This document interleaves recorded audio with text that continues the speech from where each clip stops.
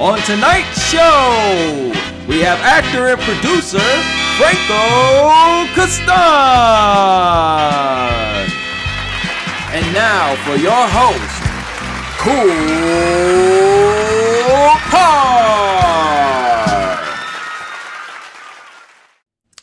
Cheers, everybody. Cheers, everybody, for tuning in to Kickin' It with KoolKard. I am your host, KoolKard. We are at episode 50, y'all. 50. Listen, half of 100, half of a century. 50. I'm on episode 50. And listen, I had something planned. I had a performance. I'll tell you. I had a performance planned. Had a couple things planned, but it didn't work out. The person couldn't make it. You know, whatever. But we'll get back to that, and we'll bring them on, and we'll do something special later on. But I still have a special show tonight because I have a great guy, a great actor, producer, someone I've known for a long time, really long time, man. We go back. We could share stories. Actually, we sat here chopping it up before the show, sharing stories. Telling you, I can't wait to dig in. I'm an actor. He's an actor. I've always gone to this guy, ask questions, because I'm telling you, he's probably the most grounded actor I've ever known, like really known. So yeah, we're gonna ask questions for you guys too, you know, because if you're an actor and you're looking to do your thing and you start booking, and you know you need some help with auditions and stuff like that, like this guy, he's an actor, he's a producer, and he's been an acting coach, an acting teacher, so he really gets it and he works, y'all. So don't miss this. Don't tune out. Tune in. He has some gems to be dropped. Come get this value. And if this is your first time tuning in, I invite you to subscribe so you can continue getting this, what I'm giving. All right. I do this for you. I need you to do this. Help me help you. All right. Episode 50, y'all. Cheers. Let's get into Franco. All right. Without further ado. Welcome, Franco. What's happening? Hey, man. It's good to be here. Thanks for having me. No doubt. Had to have you on, man. You got knowledge. You about to drop some gems. I know it, because I'm telling you, like I was saying in the intro, I've always come to you, ask questions. Man, we go back almost 10 years. I know, man. We were talking about it here. I can't believe it. It's been so long, man. I mean, time flies, man. Time is just flying. Yeah, time flies. So listen, y'all. I met this guy. He used to live where I worked. All right. And he would come down, he would talk to us, and I was a leasing agent. All right, just put it out there. I was a leasing agent. He'd come down to the office, he'd talk, we'd sit, you know, whatever. And I found out he was an actor. And, you know, I've been acting for a while. And I just started talking to him and digging into his mind, man. And I could just see that he was skilled, he was talented, he was seasoned. So I started asking questions. He told me he taught at an acting school that was right down the street that I was aware of or whatever. And yeah, so he just started dropping gems, man. And ever since then, you know, we just bonded. We've kept in touch, and I've actually had the opportunity to basically work with him on a set, which like it brought it full circle. So yeah, man, just crazy. So here we are on my show. I love it, man. About to dig into you. So listen, I also want to tell you too, man, and I've never forgotten this because you didn't have to do it. You hit me up that one time and you said, hey, do you do interviews? I got a company, or you knew somebody at something massive out in LA, right? Right. And needed somebody to go and do a little press junket for Kevin Hart. Right, man. I forgot about that. Yeah, man. Yeah, and I went and I did it. You know, they paid me and everything. I was like, cool. Got to meet Kevin Hart, you know, talk to him, ask a couple questions. Like, that was cool, man. And I'll never forget that. That's great, man. I forgot about that. Kevin Hart. That's right. Yeah. I'm glad you did that. Yeah, man. I'm glad I could do it. You know, you hit me up and, well, you hit me up like a day before or something, or the day of. When you hit me up? And I knew it was like urgent. Yeah, it was urgent. Man, how about my camera died on me? Oh, right, wow. Right then, when I started getting all my gear and stuff, and I'm checking everything, the camera just died. So I had to, on my way to that event, I had to stop at Best Buy, whip out the card, and just buy a camera, man. Oh gosh, the story's coming back to me. I remember that. Yeah. Yes, yes. About to go interview with this A-lister one-on-one. Right. And your camera, the one piece of equipment Camera. And my is camera died. And listen, remember, I don't know, I think I was doing Kicking It with KoolKard, but that's when I was hitting the streets, hitting the venues, and I had a cameraman. It was my business partner at the time, my cameraman, and I was hitting him up like, "Yo, where you at, man? I need a camera right now. I need a camera. I'm about to go interview Kevin Hart. My camera died." He's like, "Man, I'm way on the other side of the earth. I can't make it." So that's when I just like, you know what? Skirt. Best Buy. Let's do it. And you made it happen. You made it happen. Yeah. By any means, man. Gotta make it happen. You can't pass up an opportunity like that. Nah. I would have, listen, it'd have been kind of unprofessional, but I'd have whipped out the camera phone if I had to. Straight up. The first time, I guarantee you that's been happening. Oh yeah, for sure, man. But yo, let's get into you. So, actor, producer, acting coach. Are you a pilot yet? Oh man, I've been a pilot. Yeah, I'm a pilot. Dude, let me put this out there. I'm a commercial rated pilot. Wow. So I'm legally allowed to fly passengers for hire. I'm allowed to charge people. So that took a lot of training. It took me about 2 years to go from 0 hours to where I was in order to take the commercial license. And that was at 250 hours. That's the minimum you need. So I think I took it when I had about 270, I don't know, 280, something like that. But yeah, I've stacked the hours since then. And yeah, man. So I've got to take you up there one of these days if you'll let me. Listen, I don't know if I'm getting into those small planes, man.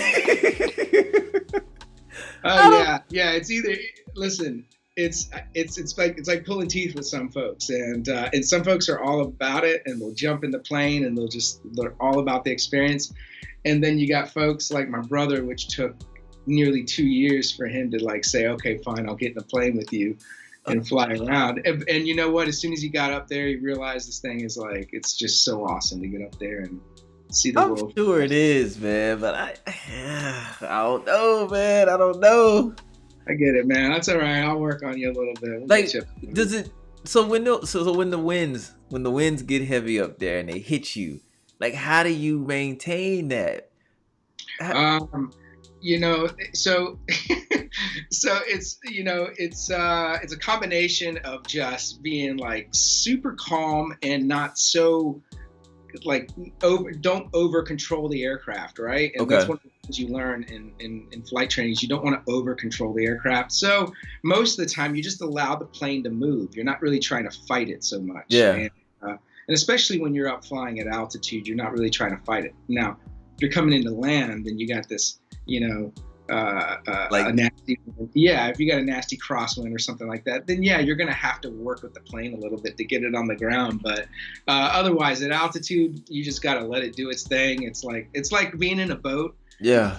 Like, and just kind of driving over waves, like little waves. You know you're going to hit them, and you know the boat might rock a little, but you just got to let it rock, So you're telling me when you're up there and that wind hits you and that plane just dips like that, your stomach going your throat? Oh man, even for me, even for someone that is used to that sensation, believe me, if you get like a nasty change in elevation, like I don't know, 100-foot drop or something like that, yeah, you're gonna feel it, and it's gonna feel like your stomach's gonna be up around here for just a moment. But 100-foot drop? Well, maybe it could be. Listen, it could be really bad. I mean, I've heard stories where you're going into like a vertical dive at 5,000 feet per minute, which is roughly a mile a minute, right? These are some downdrafts can reach those sort of speeds. So you got to imagine that for an aircraft that's flying through that, it's going to go with the wind. Yeah. So yeah, but here's the thing is I try to avoid any situation where I'm going to be in a downdraft. I try not to fly close to storms, I try to fly. That's what the storms produce, the downdrafts? Oh yeah, for sure. Oh yeah. Oh, it's good. Damn. But we try to avoid those. We don't go through those. So how do you come out of the nosedive? Well, it's not really a nosedive. It's not like you're going into like a dive. It's just that the plane itself just kind of sinks. It just sinks. Oh. It doesn't go like this. It just kind of, it's like it's going through like a patch of air that's pushing it down. So it just kind of just drops like this. Hell no. Hell no. I don't know if I can do it. Want to come up for so many years, and then finally he got up there, and of course I went like on the most like peaceful day ever because I didn't want him to be stressing out. And of course it was a great flight. So oh man, so do you ever plan to like become a commercial, like fly the big jets? And man, so that's really, so let me tell you the reason how I even got into flight training, because this has something to do, it really does have to do with my career as an actor. Mm-hmm. Because what happens is that and I don't know how we're going to skip around here, but I'll just go ahead and just start talking. But yeah. I found myself, roughly, over, this was back in 2015 or 2016 that I started flight training. And that was around the time where I became a little disenchanted with the industry. I wasn't working like I wanted to work. There was, I didn't feel complete in some sort of way. So what I did is I went back to the things that I was passionate. That made you happy. What made me happy in flying was one of those things that I took up when I was in college. Okay. And it's just something that I found myself, I had the means and I definitely had the time because, as an actor, you have nothing but time. Right. Right. So I had those two things and I decided to take up flight training. So flight training came from a void within my own career. Yeah. So what happened is it allowed me to focus on flying. I was able to condense roughly 4 years of training into 2 years of training. But what that did, and this is what's the crazy thing, is it made me a better actor. And that's something that I think a lot of people need to hear, is that if you focus entirely on just being an actor, whatever that is, then you might be robbing yourself. And there is something to be said for people who take up other disciplines, other interests, other hobbies, if you will. Flight training was simply a hobby that I turned into something professional. By getting my commercial license. But it was, I put so much focus into flight training and me going, oh, okay, well now if I want to, I can just go into working for a company that does charter flights. And I'm sure I can find a job, sitting right seat as like a first officer in some sort of charter airplane. And I could just start a career that allowed me to walk into audition rooms and not really, what's that? Feeling free. Exactly.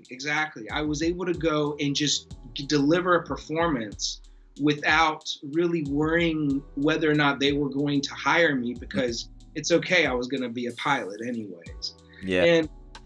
And that really, and now here we are talking, I'm not a professional pilot. And why is that? Why is it that now I've left, aviation sort of, I put that on the back burner, and that's simply because my career in film and TV started to take center stage. I started to book more simply because I started focusing on something else. Yeah. You've started living life and experiencing life experiences, because I know something to be true as an artist all around. I used to do music. So, of course, writers get writer's block. So the best thing that you can do is just put it down. Don't worry about it. Don't force it. And just go live your life. Go experience things. Go hiking. Go camping. Do all sorts. Because you got to get these life experiences, and then it fuels those creative juices. It brings it back around. Because if you live in that rut, you may never come out of that rut. And you more than likely, you're not going to be successful. Because now you're hanging on that. And you're like, oh, I got to make this work. I got to have this. And I'm telling you, you're speaking the gospel right now with that acting, because, and this is something Dejour and I talked about too, and he experienced the same thing. It's like sometimes you just got to set it down, and you got to go and make life happen in other places, so that when it comes back around, when you do feel like you want to get back in that room, you can go in there feeling free, like you said you did. Because it's like this: you go in there and you can ask yourself, hey, guess what? What if I don't book this? Well, I can still pay my car note. I can still go on trips. I can still go out and eat. I can Mm-hmm. still provide for my family. I can still just be happy. I still got people that love me. So if I don't book this, it doesn't change anything about who I am or the way I'm living my life. If I do book it, great. It could take me in a whole nother career path, or traject me out to be whatever I'm trying to be in this acting realm. Cool, you know what I'm saying? But you're not walking in there with that burden on you, like, man, I just need the book. I need this to happen. I want it to happen. Because we all get there, you know? Yeah. Especially when we're younger and newer, you know, new into the acting. It's like, I gotta have this. I want this. I want this for me. Every audition is like critical, you know what I'm saying? And then you really worry about what the casting director, what the directors, producers think about you. Well, guess what? When you don't have that burden on you, you don't give a damn what they think. All you need to know is that I'm gonna go in here and put in good work. Yeah, that's it, man. I just went in there and it didn't matter. It didn't matter. I mean, I you know, we touched on this, you know, before. You know, I wasn't going up there and putting in shit work. It was just, I was going in there and putting in work that maybe there was just another layer that was lifted off of me because I had that something in my back pocket. I knew this wasn't it. This wasn't everything. It wasn't all or nothing with this audition. Yeah. But I don't know. It started changing things. You set yourself free. Yeah. So as an actor, how long have you been acting? So yeah. So it all started back in 2006 is when I went to my very first class. And as sort of I'll hit on it real quick. It was a funny story. I was working at Jezebel magazine at the time, which is a magazine here in Atlanta. It's a fashion lifestyle magazine, pretty well known. And it was a hip, exciting magazine, you know, and I was working in the sales and marketing department doing the whole, I don't know what I was doing. I just had a job. And I got a call from my buddy who worked in another office next door in Buckhead. And he was just like, hey, man, he was like, do you want to go audit this class? It was Tuesday. It was after work, and it was around 7:30 at night. And it was either I get in traffic and head home, which I lived up in, you know, about maybe an hour's away with traffic from the office. I could either do that, or I could hang around in the office and then go audit this class, which was right next door, and then I could just go home afterwards. So I said, okay, man, I'm gonna go audit this class with you. So I went and audited the class, and of course I fell in love with everything that I was experiencing for the first time. It was nothing like I'd ever really done before. I'd never done anything like that, besides just, you know, acting a fool in front of a camera that your friend was holding. But performing I'd never really done, and that really kind of got me excited. So I immediately joined the class, and I was there the very next week, and I'll never forget. It was in the basement of it's not really the basement, it's the lower level of the Pro Actor studio there in Buckhead. And my teacher was Tom Tone. He came from a theater background. And he was just so awesome at inspiring me and getting me to just to really kind of focus in on this. And you know, what's nuts is I caught the acting bug, so to speak. And so I found myself so immersed in that I was not focusing on my work at the office. And I had one of those out of the office sort of jobs. I could be on appointments somewhere out of the office. So I was never really confined to my office. I could be out of the office, but I found that when I was away from my office, all I was doing was I was like at a Starbucks, you know, reading Sanford Meisner, Stella Adler books, and just like, and what was the method, you know, and learning all these great teachers and, you know, and just really learning about the craft, you know, and that's really where I started. It was back in 2006. So as an actor and as a teacher, because you're an acting teacher, where you were, I don't know if you still do it or not, but as an actor and an acting teacher, like, what do you think are some of the things that can hold a good actor back or can stop them from booking?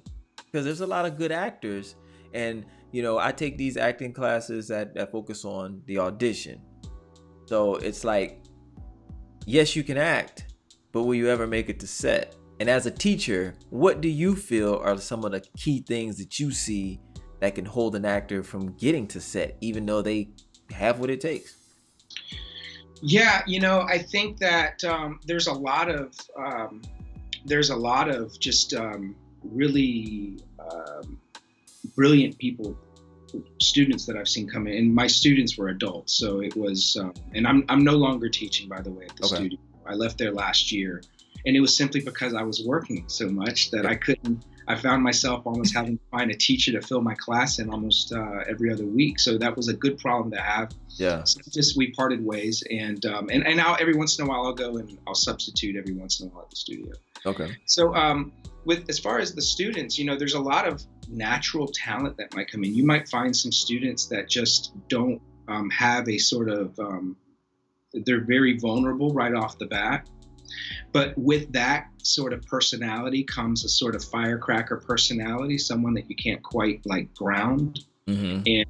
And it takes, that they have what it takes because they're all right with being in front of people. They're all right with performing, if that makes sense. Yeah. They're all right with being observed, and not everybody's like that. A lot of people, it takes a long time for them to get comfortable with people watching them do something.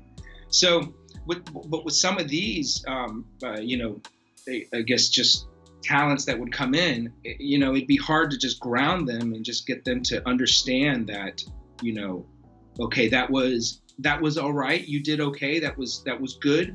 But I think you can make a better choice, with this. And it really takes time in the industry, regardless of whether or not you have the I guess the God-given talent, to walk into a studio and woo someone. But it takes time to get to a point where you can really compact everything, you can build everything in, and then you can start to deliver good choices, which is so important to the actor. And I think that that's where a lot of actors, they forget that their careers are based on the choices that they make with their characters, with their auditions. Yeah.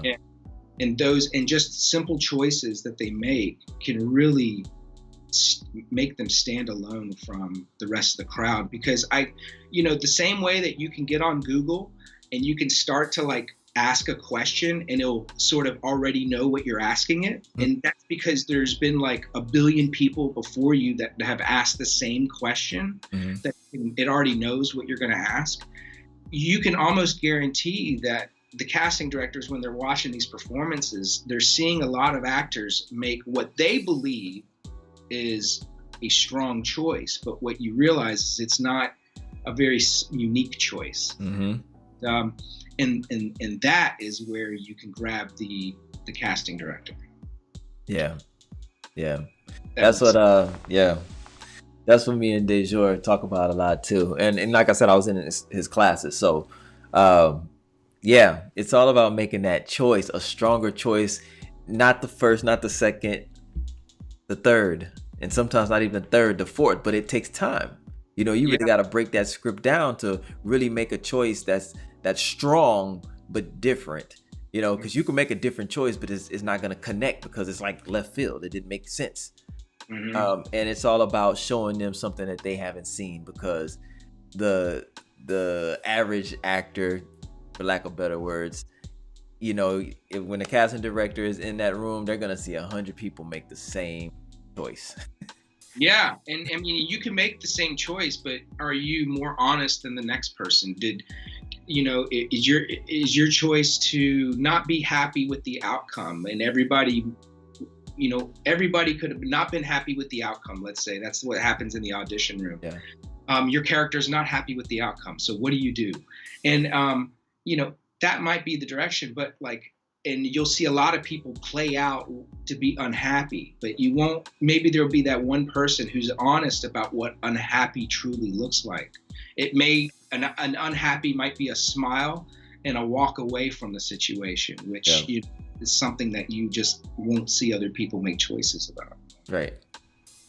Yeah. Oh man. It's deep. It's deep. Man, listen, acting is so cerebral. It's like,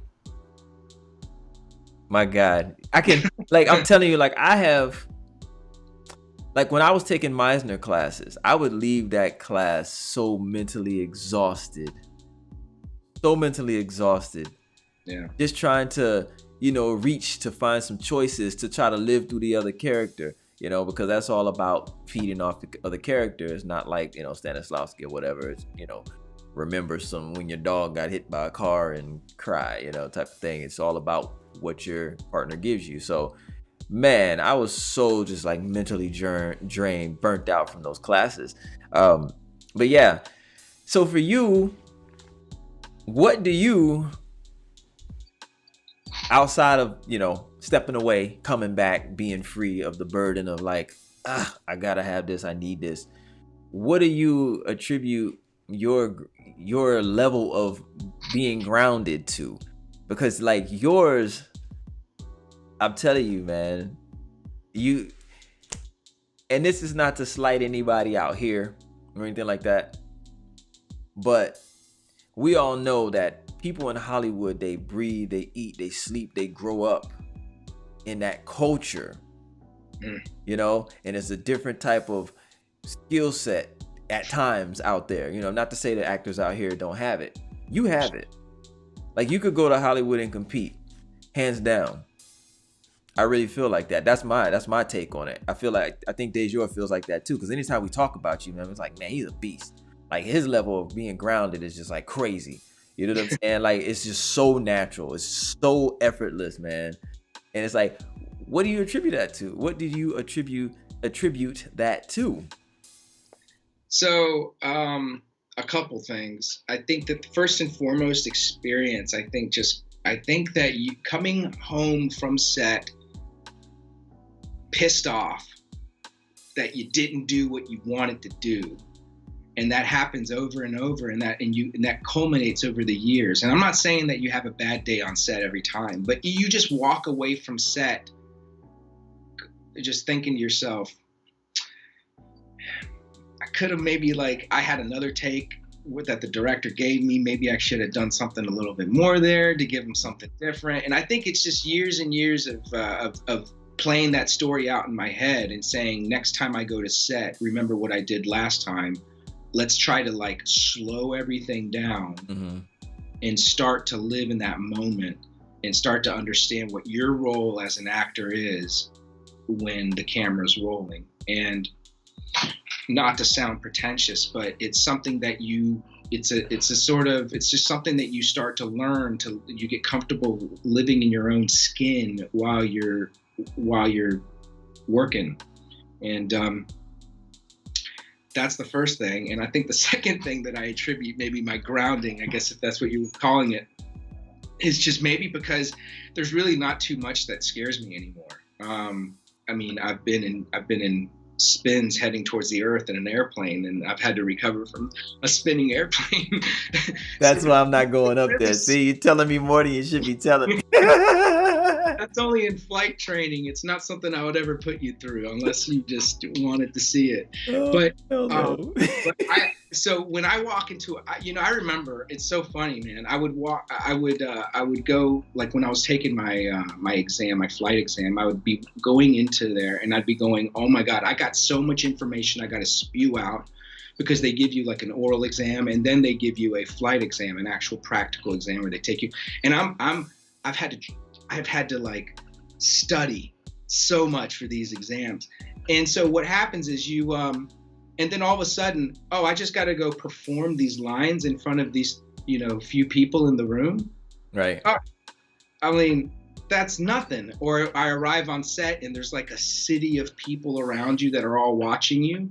while you're they're all silent, and they're all just staring at you while you're delivering your line. All of a sudden, it's not as crazy, and it's not as anxiety filled. It's like all of a sudden I've just been grounded. Right. How do you, and I struggled with this for a long time, and you would think that it would just be common sense, or you would just know, right? But it wasn't until I started taking auditioning classes that it hit me. And as a teacher, how can you get through to an actor that it's your world? You can do that. I found myself saying to myself, oh shoot, I can do that? Like, I can really make that choice, and it's okay to make that choice, because I'm telling you, when you're looking at that script and you're trying to break it down and you're trying to give it your best, give it your all, but sometimes you'll put restrictions on it because you're like, well, I don't want to do that. Can I do that? Or maybe I don't want to do that. It's too much. But how do you get through to an actor that, hey, it's your world? Be free. Don't be too extravagant or whatever, and just kind of destroy the whole scene or destroy the work of art. But even that's all right. Even that's all right to just completely destroy the scene. You're gonna have to figure out what your limits are, you know. And I think it's okay for actors, and this is why I so encourage actors when when I meet people all the time who know I'm in the business, people who are outside of the business, and they just ask me, hey, I've been thinking about doing this, and what do you think? And the very first thing I tell them is get into a class. Get into a class setting where you are going to be able to experiment with yourself. And it's going to take, I can't tell you how many times I've had to tell actors it's okay to do that. Like they have to ask me for permission. Is that okay if I do this? Is it okay if I do this, Franco? And I'm like, yes. Yeah. You do not need to ask me for permission to do anything. That's your instincts need to prevail in this moment. It's not this having to ask in order to do something like that. And that's where it comes with experience. And I think it's that's the big thing. Is getting in front of a class and getting the teacher to look at you and be like, of course you can do that, and just giving you that sort of the keys to move forward, so to speak. And I know you've seen it a lot, and I'm telling you, we live it. Us actors, we live that. I'm telling you, I know I'm not the only one in that boat. Like, I had to really understand that I can really do that. I can do whatever the hell I want to do. It's my palette. I'm gonna paint whatever picture I want. Yeah. Is it okay if I scream right now? And I'm like, yes, it's okay if you scream. Would you ask permission to scream in a moment when you felt like screaming in the real world? Of course not. Right. So we need those instincts to come through, and that's why class is so important, because it's a class by class thing. You gotta, every time you walk in, you're getting a little bit of another layer taken off, and the vulnerability will start to come out. And we'll start to see you shine. And as soon as you become comfortable, then you're given permission, so to speak. Then the sky's the limit as to what you can do. Because I want to get it to the point where when you're probably the most vulnerable after you jump out of the shower, and you're sitting in front of the mirror, and you're probably butt naked in front of the mirror, and you're probably singing your favorite song, and you're probably dancing a little bit too, and you're probably dancing better than you've ever danced on any dance floor in America, because you are by yourself and it's just you. And it's like, and that's what we strive for, when we get in front of the camera. And the best actors are those that are able to just bring that level of ability and not ask for permission, just already have that permission granted, Yeah, man, you're speaking to my soul right now. You're speaking to my soul, because I know me, like, even I still feel like sometimes I can hold back, and it's like I will get into a zone where I won't, and that's some of my best acting. I'll get callback after callback. I'll book, and then for whatever reason, I find myself where I can't get there anymore. Yeah.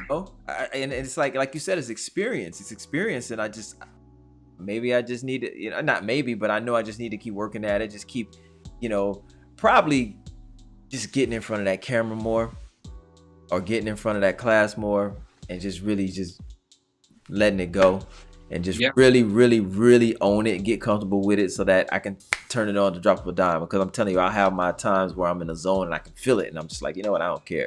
And there's other times I'm in my head, so yeah. We're all there, man. We're all human. I mean, that's, to say that I've got it all figured out is a joke. I don't even know what I'm doing, man, to be honest. I don't, I just, I'm going off instincts, and I've just, I've got to the point where I'm tired of not doing what I intended to do. Yeah. And that's what happens. I think you get to a point in your career where now, I'm not saying someone who, I've had some successes along the way, so I've been able to work along the way. Mm-hmm. But it wasn't really until a few years ago that my work has picked up to the point where it's pretty regular. So, it comes from me just saying, you know what, I'm going to just show them something. I'm just going to go out on a limb and just do something here and see if, see what happens. Because I already don't have the part, Yeah. I already don't have it. So, what's the worst that could happen? That's a good perspective. That's a really good perspective. I already don't have it, so what do I have to lose? Yeah. So how does it feel for you? When you did the aviation, and then you lifted that burden, is that when everything just started clicking? And it seems like that's when everything started clicking. If I had to put my finger on anything, it seems like the timing is awfully coincidental, that as I'm rounding out my flight training and literally looking at charter companies that I'm going to go interview with, is when things started working out for me. Yeah, I think I attribute a lot of that to that.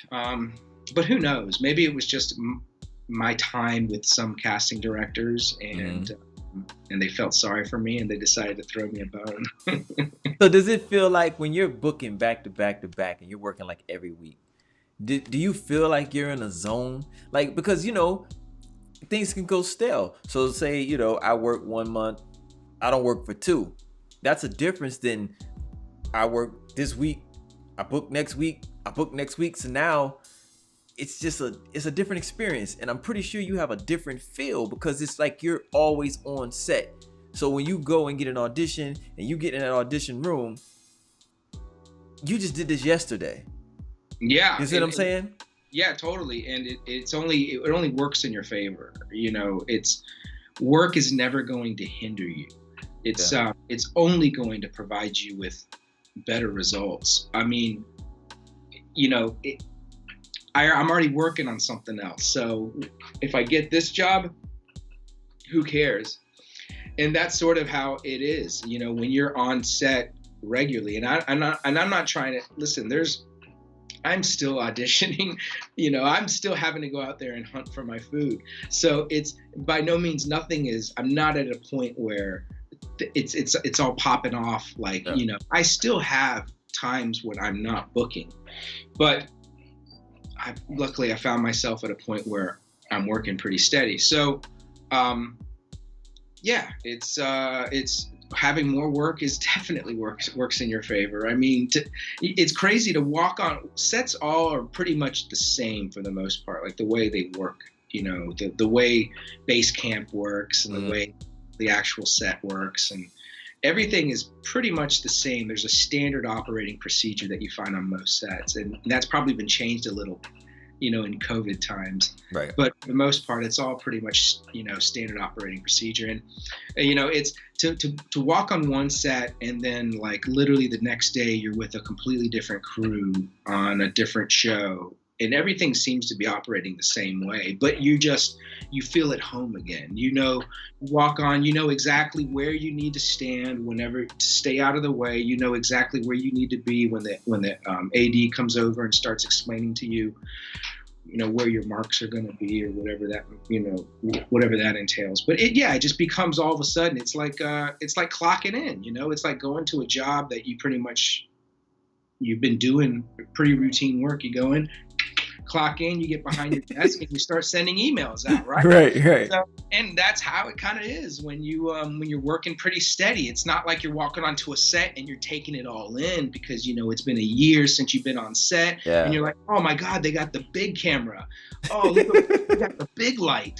Oh, over there they got like the big trailers. It's not all like, because it's exciting. It's exciting to be on a set, but when it's like everyday work, it's not as exciting, and it allows you to be a better actor, I think. Yeah, absolutely. I could definitely see how that works, man.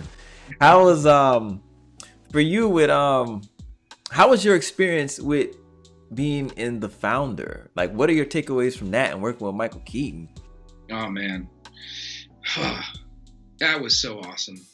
So, all my scenes with Michael Keaton, I shot 3 scenes with him. And so we got to, throughout 3 separate days, we were able to kind of be amongst one another. Now, he was obviously busy sending emails in between takes, but there was those few times when we were able to sit and chat. Now, that's not where I got my school. Where I got my school was when the cameras were rolling and I was able to watch him perform. Yeah. And it was when it was on shooting on his coverage, so that I wasn't on camera. It was probably like the back of my head, and I could see what he was doing, and I could kind of like be a witness to what was happening there, rather than being like a part of it. And what I really gathered from Michael Keaton was that he wasn't afraid to make bold choices. And he also knew that he had multiple takes in order to make those choices. Not that he had all day to get that scene right, but I'll give you an example. We do this one take, and his wife is played by Laura Dern. And we do this one take where he comes over and he ends the scene with him putting his arm around his wife, kind of like around her neck, kind of like up high. It's kind of like I don't know. It was almost like it was kind of like what you would do like when you're wrestling with your brother or something. But he kind of puts his arm around her neck kind of area like that. And then they were like, all right, cut. And then he was like, I'm not going to do that. Because I didn't like the neck thing. And I didn't like that choice. And he knew right away that that was a choice that, he's probably not going to do again. Yeah. So I really was able to watch him get comfortable with not having it perfect every time. Wow. Now that's probably something that only he can do because he's number 1 on the call sheet. Yeah. I don't know. But But what it gives me insight into what is permissible, because it goes back to what you were saying. In class, we ask the teacher, is it okay if I do this, right? And then on set, to an inexperienced actor, I mean, you might have been in class for 3, 4, 5 years studying straight. And in class, you're a rock star. But as soon as you get on set, all of a sudden you're working with like a celebrity that you watch every day on television. Right. You got all these lights, these cameras. You got people that are like in their 60s that are working, and it's right. Like they're no longer like college students just making an independent film. And it's like this is like the real job, and it's like they are there so that they can put the camera on you. Then all of a sudden those things that you're really good at in class, it starts to come back. You start to go day 1 of class again, and you start going, is it okay if I make these choices on camera at this production? Am I taking away from, the main star? Like, what are my boundaries? So you learn those along the way. and so you're saying it's okay to still make the choices. Yeah, it's okay. I think it's okay. You have to just know, you have to be conscious about what's happening there. If you see that the director is like a really easygoing person, you could tell that like nobody's rushing. You don't see like the producers constantly talking to the directors about maybe they want to change something up, or you don't see the AD, you know, and the director talking.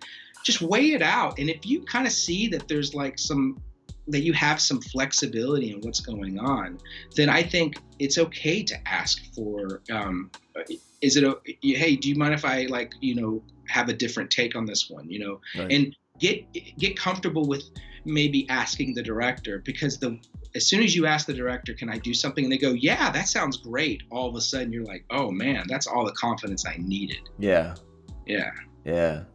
What is like the most memorable role that you've played? So I have to say probably one of my latest roles that I played, and only because I got to experience, I was on set pretty regularly for a while, and that's when I did The Outsider for HBO. Okay. And I got to play Detective Hidalgo. Now, I was just so excited to be part of that Stephen King series, and the fact that Ben Mendelson, Cynthia Erivo, Yul Vasquez, I mean, the cast goes on and on. So I got excited about that role, and only because I think that, you know, we can talk about my experience on The Founder, and I took away great things from Michael Keaton, but I think that I really, really took a lot away from Ben Mendelson when I was working with him, and just seeing how he operated. And that for me was just, I was like a kid in a candy store, because this guy, man, he had no grounding whatsoever. He was a rock star on set. And I mean, like, he commanded the attention. He was the epitome of the actor who is like, what are my lines? All right, let's run it, you know? Except he does it with his Aussie accent. He's from Australia. But, you know, I'm probably embellishing a little bit. But what it was is I was able to witness an actor who worked very much in the moment, someone who was not married to their lines. They knew their lines. Now, this is also someone who's really good at their job. So he's able to probably look at the page and memorize what was on the page, you know, after a few like go-arounds. Yeah. But that for me was like the most exciting, because getting to work with that cast, being a part of the story of this murder mystery, was that for me was exciting. Wow, man, you're inspiring me, man. You're inspiring me. I mean, you always inspire me, man. I always watch your stories, your Instagram, follow you, do your work.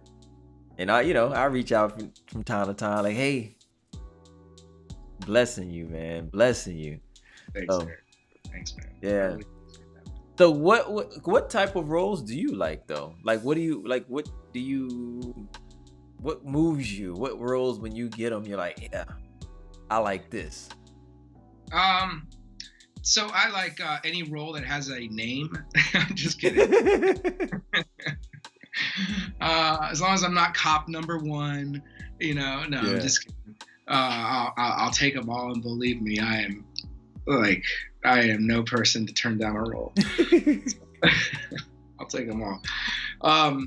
But here's the thing, and this is the thing that you're also another thing that I think young actors need to hear, and that is that, we all get into this business because there's a part of us that wants to live within the skin of others, right? Mm-hmm. We all want to showcase someone else's story. And so it takes a special person to do that. But the thing is that the industry is not going to allow you to be a chameleon right off the bat. They're not going to allow you to play a super wide range of characters from job to job.